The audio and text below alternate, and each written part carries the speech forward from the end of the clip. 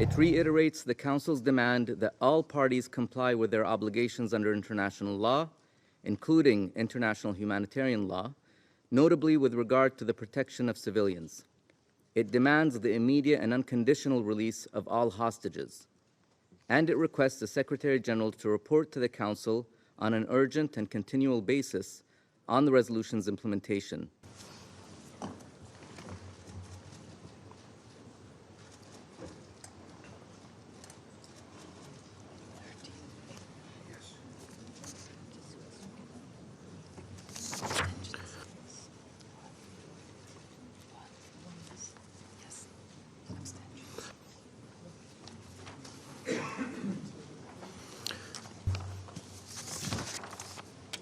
The United States engaged in good faith on this text. We propose language with an eye toward a constructive resolution that would have reinforced the life-saving diplomacy we have undertaken since October 7, increased opportunities for humanitarian aid to enter Gaza, encouraged the release of hostages, and the resumption of humanitarian pauses, and laid a foundation for a durable peace. Unfortunately, nearly all of our recommendations were ignored, and the result of this rush process was an imbalanced resolution that was divorced from reality, that would not move the needle forward on the ground in any concrete way. And so, we regretfully could not support it. This text also failed to acknowledge that Israel has the right to defend itself against terrorism, consistent with international law.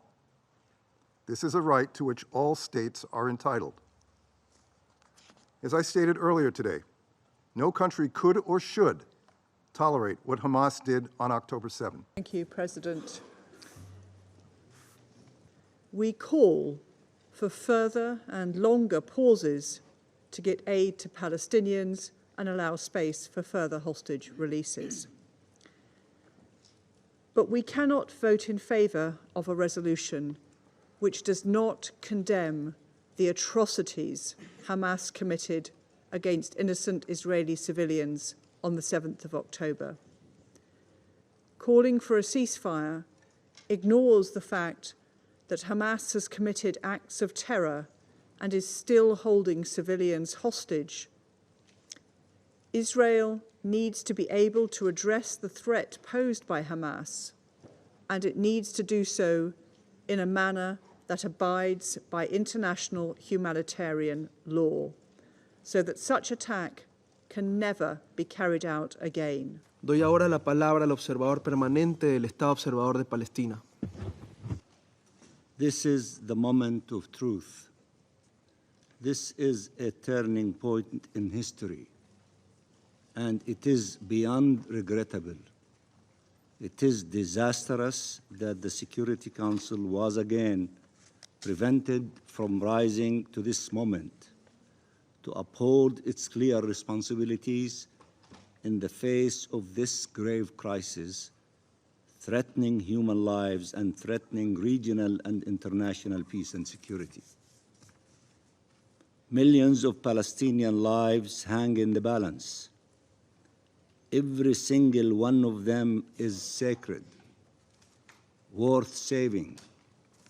Instead of allowing this council to uphold its mandate by finally making a clear call after 2 months of massacres that the atrocities must end, the war criminals are given more time to perpetuate their crimes.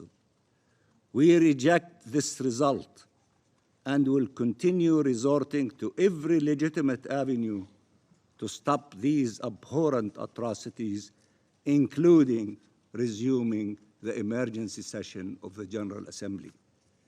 Ceasefire, ceasefire, save lives. Every further day means lives lost, people killed at an unprecedented pace in modern history. It means barbarism prevailing and humanity abandoned. Humanity must prevail.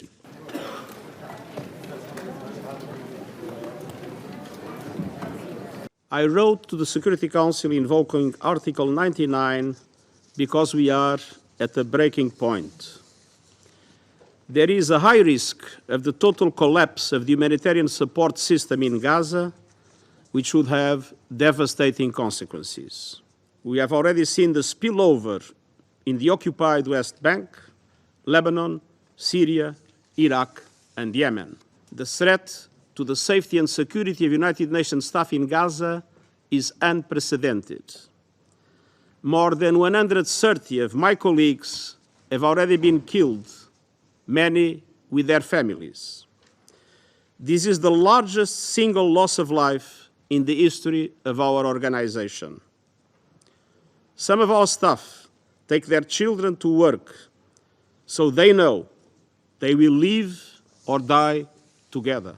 I cannot emphasize strongly enough that the UN is totally committed to stay and deliver for the people of Gaza.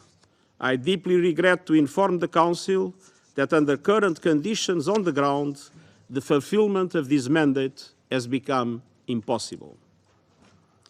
The conditions for the effective delivery of humanitarian aid no longer exist. Some 85% of the population have been forced from their homes. The people of Gaza are being told to move like human pinballs, ricocheting between ever smaller slivers of the south without any of the basics for survival. But nowhere in Gaza is safe. Half the people of the north and more than 1/3 of displaced people in the south are simply starving. We are all aware that Israel began its military operations in response to the brutal terror attacks unleashed by Hamas and other Palestinian armed groups on 7 October. I unreservedly condemn those attacks, and I'm appalled by the reports of sexual violence. At the same time, the brutality perpetrated by Hamas can never justify the collective punishment of the Palestinian people. And while indiscriminate rocket fire by Hamas into Israel and the use of civilians as human shields are in contravention with the laws of war, such conduct does not absolve Israel on its own violations. International humanitarian law includes the duty to protect civilians and to comply with the principles of distinction, proportionality, and precaution. The people of Gaza are looking into the abyss. The international community must do everything possible to end their ordeal. I urge the Council to spare no effort to push for an immediate humanitarian ceasefire, for the protection of civilians, and for the urgent delivery of life-saving aid.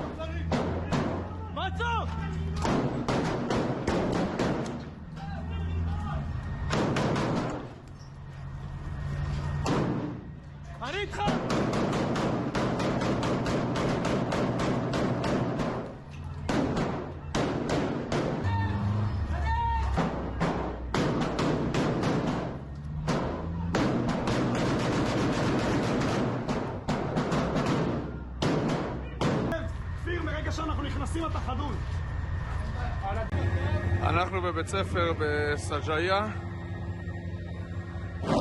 פה אתמול הייתה התקלות, כאן הורדנו מחבל. מה שמדהים הוא שבתוך הבית ספר, בעצם עכשיו, אחרי לחימה, אנחנו זיהינו פה פיר מנהרה שחודר פנימה. הפיר הזה מגיע מכיוון המסגד. זה חלק ממערכת שלמה של החמאס שמשתמש בבית ספר. سافرت أمريكا على أرضك يا عمان وعلى أرضك يا عمان هذا مطلب الجماهير ولا سافر قالوا عن وزير رح ترجع راح يعطوها لعباس راح يعطوها لعباس راح يعطوها يلي